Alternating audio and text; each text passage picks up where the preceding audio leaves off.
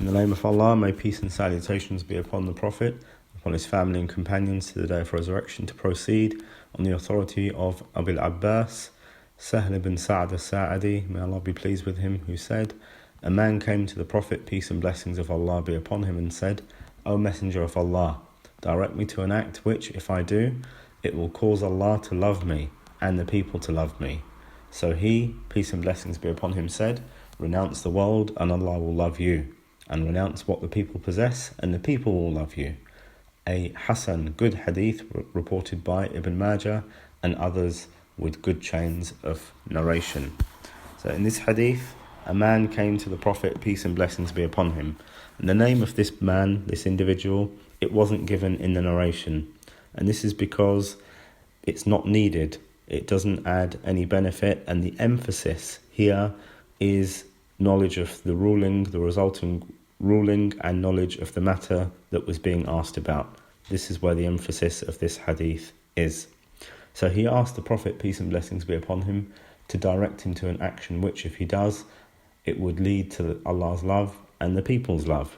And this is, again, as in previous ahadith that we've seen, the companions would ask good questions. And this is a good question that shows an aim, a worthy aim that the questioner was asking for, and that's to bring about or to attain the love of Allah and the love of the people. So the Prophet, peace and blessings be upon him, said in response to him, renounce the world and Allah will love you.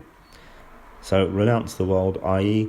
leave off and abandon those worldly things that don't benefit you in the hereafter. And when you do this, when a person or an individual does this, it necessitates that they then have a longing and a yearning for the hereafter.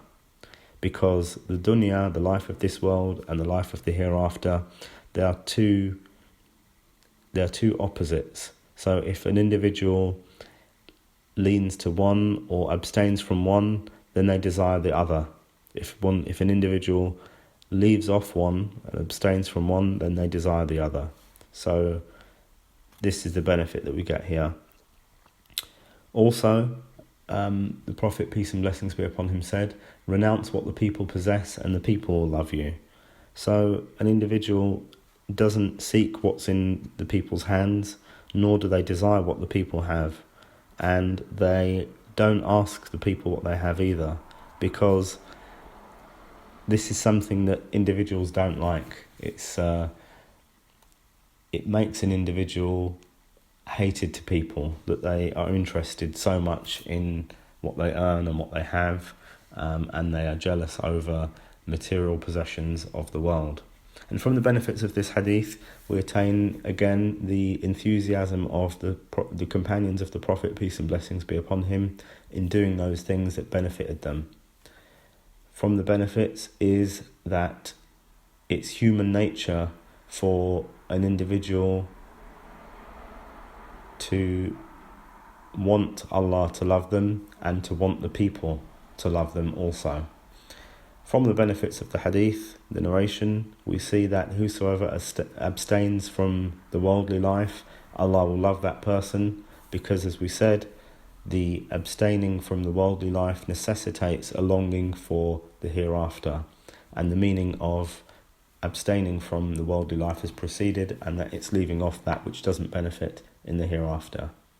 We also benefit from this hadith that abstaining from that which the people possess and that which they have is a means by which the people will like you.